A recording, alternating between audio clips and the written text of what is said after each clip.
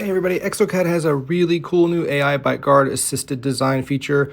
Number one tip I could give you is scan with an open bite. I don't care if you use putty, a Lucia jig, leaf gauge, your finger, a rolled up sticky note, just do it.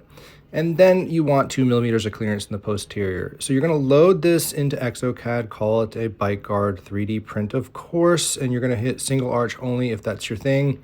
You're gonna hit save and design. And when you go to the design tab, you're gonna load your files, rotate your working arch to be looking straight down on the working arch, and then AI is going to take over. What it's doing is it's auto segmenting all the teeth in the arch. It's picking the ideal kind of path of insertion, and then it's going to take you right to the bottom stage. All the default settings that come with exocad are perfect for 3D printed bite guards. So you just hit next there, it creates the virtual wax up bottom. And then you optionally could go into the articulator. Let's just go ahead and go into the articulator here. To virtually mount this in Balkwell's triangle, what you're gonna do is you're gonna hit automatically, and then you're gonna click the central incisor, molar on the left and molar on the right. And then you're gonna hit start articulator movements. And so now we have some dynamic movements that we could see.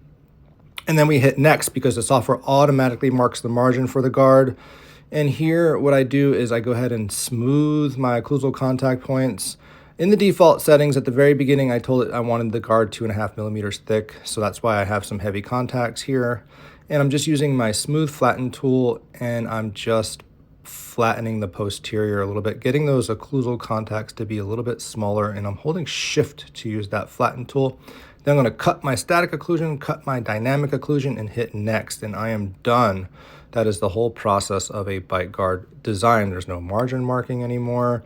It is super simple, and actually it's getting even easier. And here we can see we have anterior guidance with posterior disclusion, and we have lateral retrusion movements. And that's one of the easiest things you could ever do, guys. So anyway, I hope you are excited about these AI features.